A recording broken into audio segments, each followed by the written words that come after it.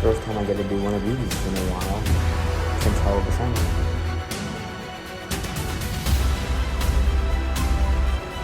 Let's review.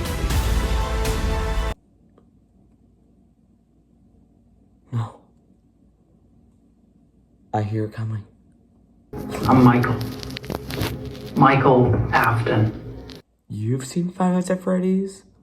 Well, I've seen Five Nights at Freddy's too. Holy night, the stars are brightly shining. It is the night of our dear Savior's birth.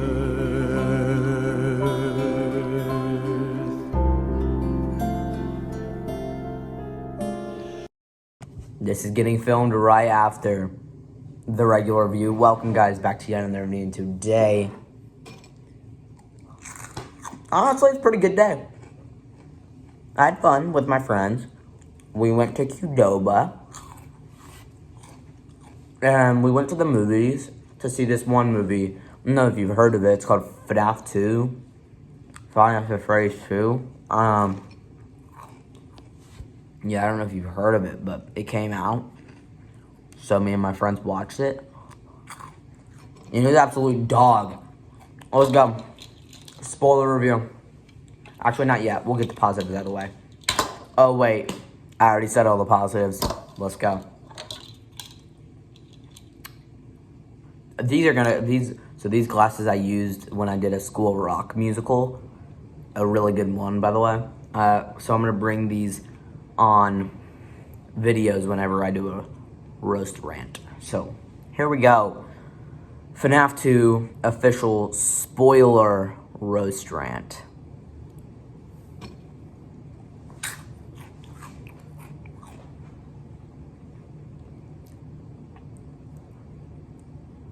No.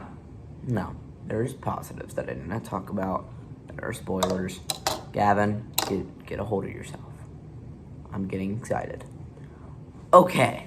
So starting off in the beginning of the movie, we get some, the first scene, like I said in the regular review, it was cool. The first scene was awesome.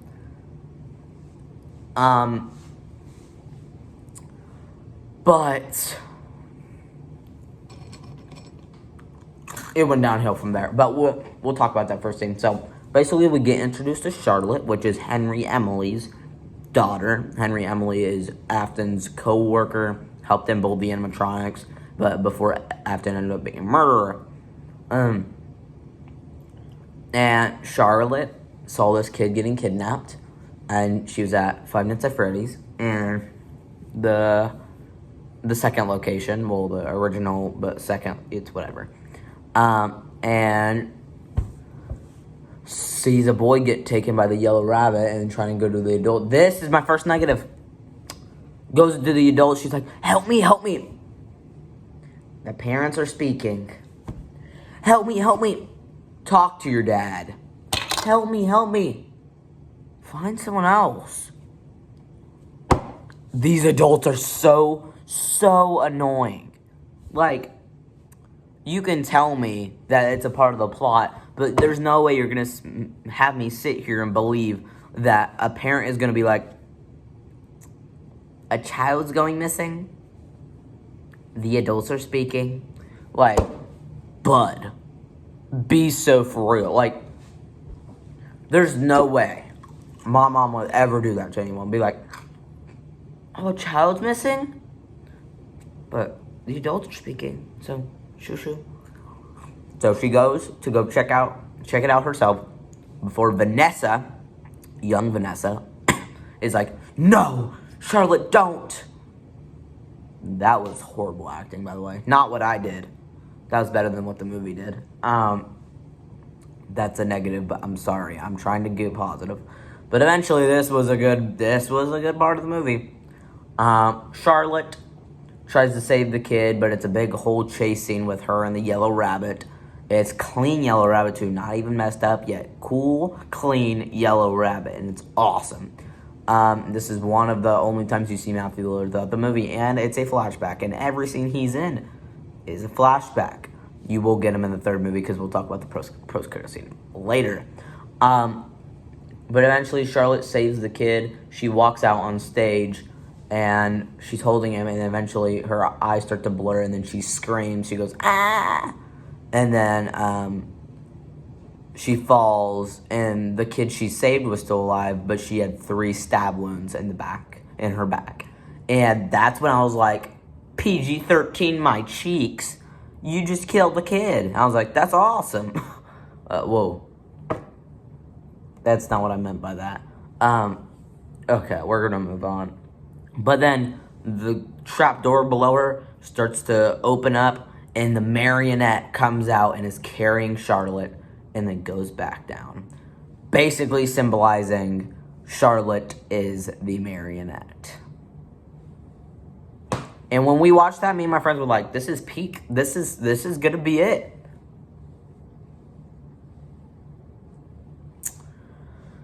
I'll get a few more positives out of the way, if I can think of any. Waiting. Skeet Ulrich's character was good for the one scene he was in, because the second post-credit scene, which wasn't even a post-credit scene, it was just a voiceover, confirmed that he was a Henry Emily. The movie didn't tell you. You had to stay till after the credits. The movie did not tell you that he was Henry Emily, because fan service again. So, I have to wait for the spoiler rant. I'm trying to think of positives here.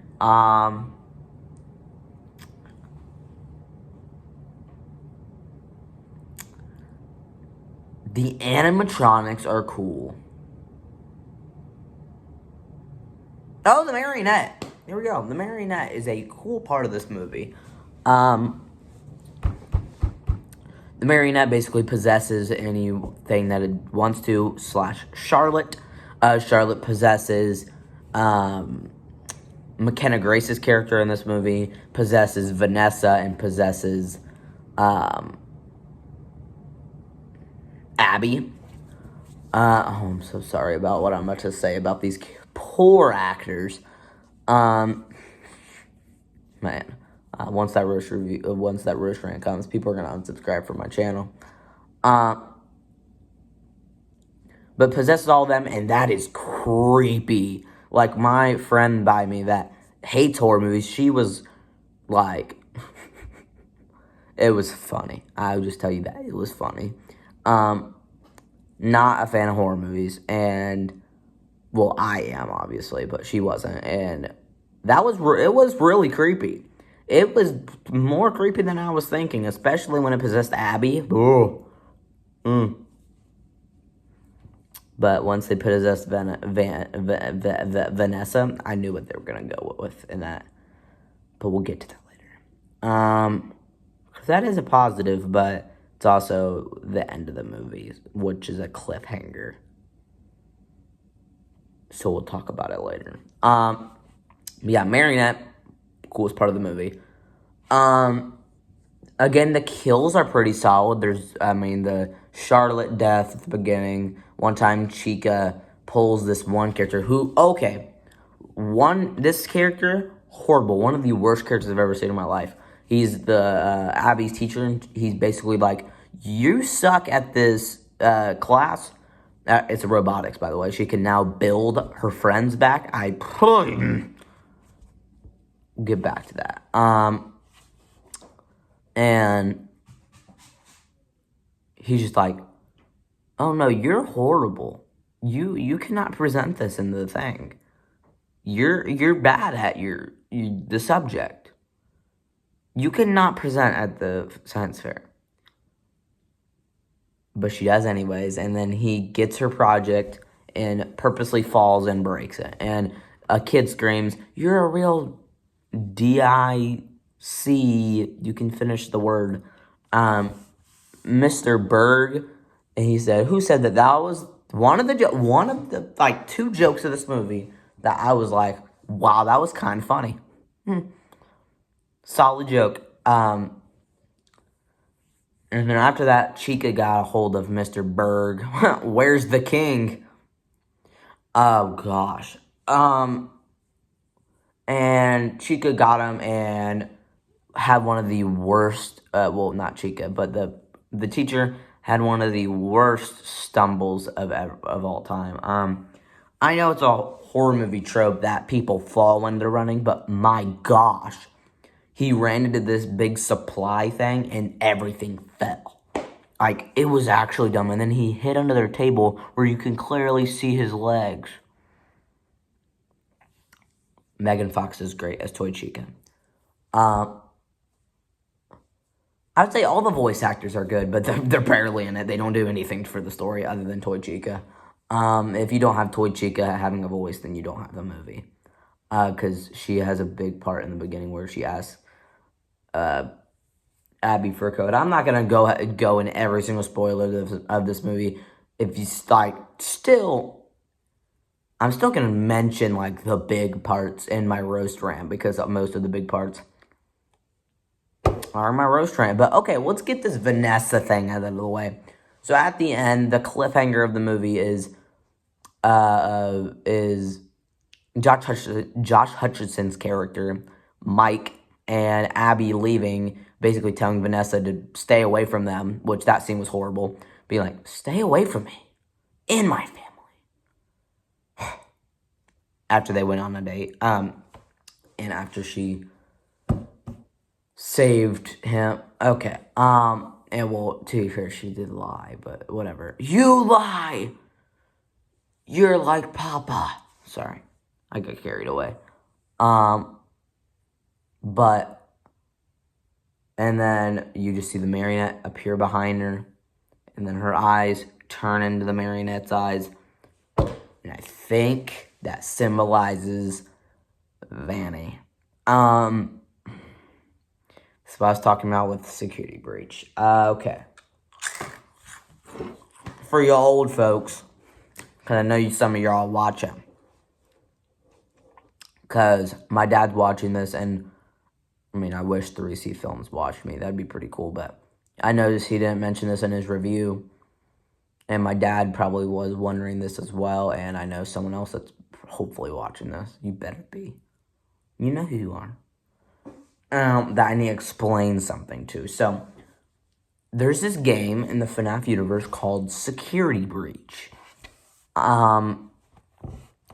And basically, it's a new take on FNAF. It is in the same universe, though, where it's the Rockstar animatronics. But it's a creepy game, but, like, the game itself is just not very good. But it's just notably not very good. But, like, there's some cool animatronics there and there. But the big villain, well, there's two big villains. There's Burn Trap, which, okay, to fill you in, Spring Trap or Yellow Rabbit or William Afton, which is Matthew Lillard's character, always has the saying, he always comes back. He's the reoccurring villain. He always comes back to life. He goes from Yellow Rabbit, he dies, comes up back to life as Spring Trap, he dies. He comes to life as Scrap Trap, and then he burns again. And then he comes back in Security Breach as Burn Trap. And he's like the big bad, but then there's also Vanny, which is another rabbit, helps out William. It's like a creepy rabbit thing, and there's a security guard in Security Breach named Vanessa. Looks a lot like the one from the movie. I know it might just be fan service calling her Vanessa, but that's her name in Security Breach. And Vanny ends up being Vanessa from Security Breach. So the security guard and Vanny are the same person, but it's because of possession. I'm pretty sure if I remember that right. I know everything I said other than the possession was right. I just don't know if the possession thing is what it was or she's just evil. But her eyes in the game are similar to the marionette eyes in this movie, like what she got. So I'm thinking we get Vanny in FNAF 3. I just solved the case right there, but, we'll see how it goes. But this is 13 minutes, and y'all still haven't got my roast review. I'm so sorry. But there you go. That's where my positives end. Let's lock in. Time for it. Again, these glasses are going to come back every roast review. Are y'all ready? Because are you ready to start the show? 10, 9, 8, 7, 6, 5, 4,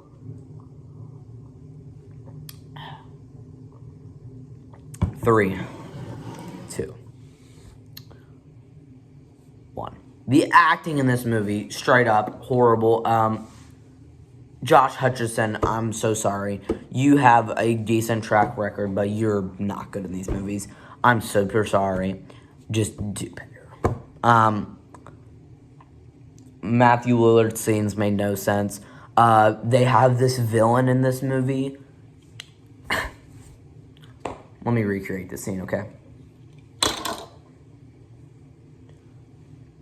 Oh. Hi, Mike. Call me Michael. I know some things about this place, and it will mess with your mind.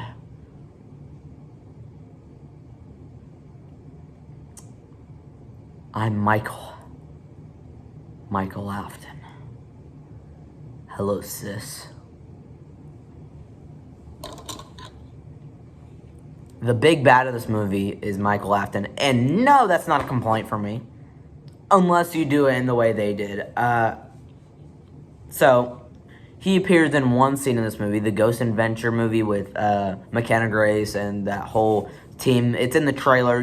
We all thought that was going to be the opening scene where they all die except Michael. And he says he's Michael with his eyebrows. And basically, for the fans, so me, knew it was Michael Afton. But for the people that didn't know, they were just like,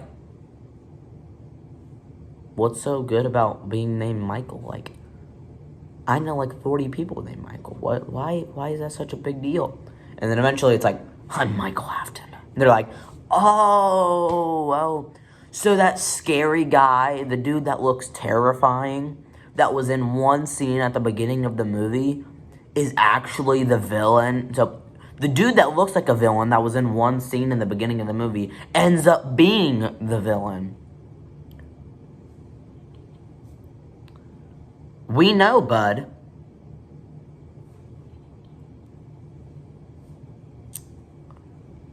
You didn't have to tell us you were the villain. Be in more scenes, maybe it would have been more believable. No, you showed up and you showed out. And you were a horrible character. They wasted the crap out of Michael Afton. My gosh, if you don't know, his story in the lore is actually pretty good. He has this whole arc with William Afton. He becomes a villain, he becomes a hero, all this. There's rumors that he was Rockstar Freddy in Security Breach. And that's how I feel about those movies. And they just waste him with eyebrow guy. I'm not complaining. His looks look like William Afton. Not William Afton. Michael Afton, I get it. That's not what I'm complaining about. The fact that he showed up in one scene and he was obviously creepy. He was walking around like this. Walking around like Teaser. What's up? Okay. He walked around like this. I know some stuff about this place, but it'll really mess with your mind. With his eyebrows flashing like the Grinch. And then later in the movie, he shows up.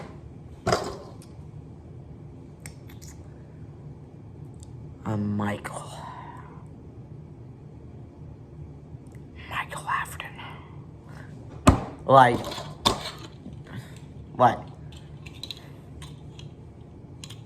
Like, be so for real. Be so for real. Like, everyone knew you were, dude. For the non-fans, they even knew you were a villain. My dad even knew you were a villain, and he has not played a single FNAF game in his entire life, and hasn't learned a single thing of FNAF lore except in these movies. And, oh my gosh, I'm getting, like, really mad right now. Okay, so you just wasted one of the best characters in the entire story for this guy.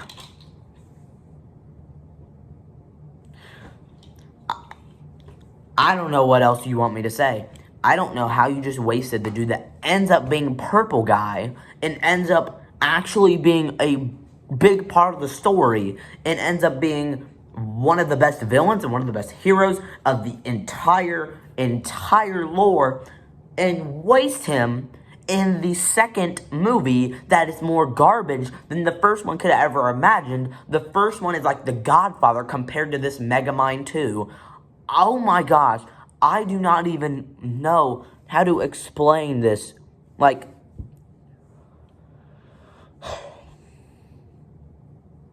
okay, moving on. Animatronics, the stuff that they would do with the wizard ones. I get this would have been like, people are gonna think this is a weird complaint, but it's a simple complaint. They say that the withered animatronics are for extra parts that they use for the other animatronics. So how come they come alive? How come you just press a button? They're back. They're alive. Just putting that out there. And then at the end, the way they defeat the marionette is looking like Josh Hutcherson's about to propose. He gets... So, Ski Ulrich. Henry Emily, who you get confirmed as Henry Emily through a voice in the post-credit scene, is like, look, I have this music box. I think it stops a marionette. No dip. And that I'm not complaining about Henry Emily giving it to him. That's not what I'm complaining about. Mike, Josh Hutcherson's character, later in the movie goes to Vanessa, because Vanessa's like, I think there's this music box that can stop Charlotte. And Mike goes, oh yeah, I think this guy gave me that. Really? Oh, I wonder if we should use that. Yeah, you should use it. And he doesn't. He has it for like half of the movie and just doesn't use it. And then eventually at the end, he goes up to the marionette because it's possessing his sister Abby. And he goes like, dun, dun, dun, dun, dun, whatever the music it plays. And then the marionette's body, well, Abby's body, because it's possessed by the marionette, goes like this. So this is Vanessa. This is Abby. She's like attacking her. And then she goes. And then Abby hits us with the old, what happened?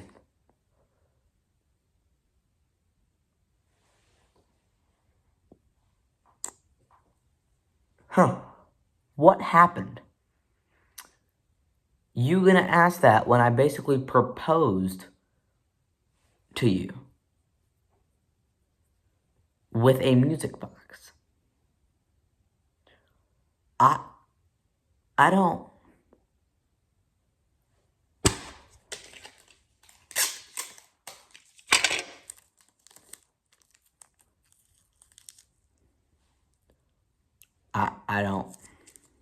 I don't know what that was for. I just wanted to do it.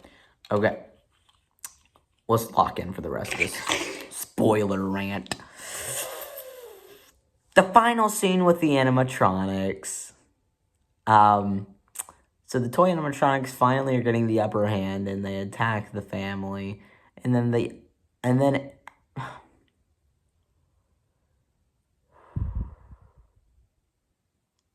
Mike goes to the pizzeria from the first movie and goes, I don't know if you guys are still here, but Abby really needs help.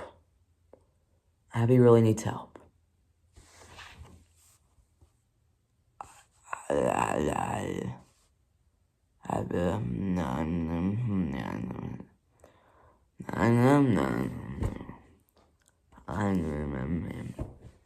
Dude. Calm down, Jamal.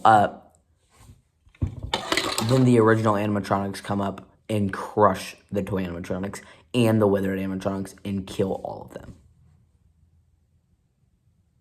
And then, as Abby thinks her friends are back,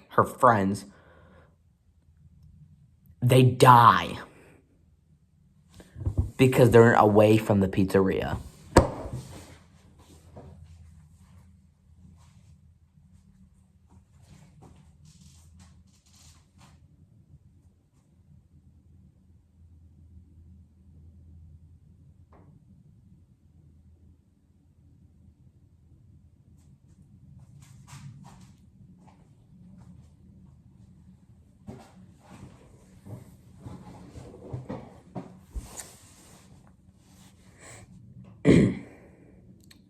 All right, let's get into this post-credit scene.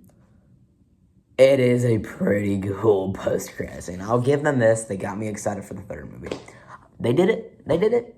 The first movie was okay, a masterpiece compared to this one. The second one was hot garbage, but I'm still excited for the third one because it's gonna have a lot of Matthew Lillard. Because it got proven that Springtrap. He's green now. He's Springtrap. He's Springtrap. Forehead reveal. Springtrap. And he's gonna be in the third movie, and that's the only reason I'm excited for it. But me and my friends and my dad and their dad are gonna go see. Well, hopefully, if plans work out, we're gonna go see this movie called Primate in January. It's a January release horror movie, obviously, about a monkey that kills people, so that should be fun. Hopefully better than FNAF 2.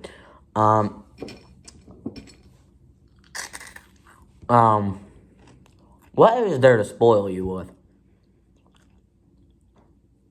Honestly, just watch this garbage for yourself.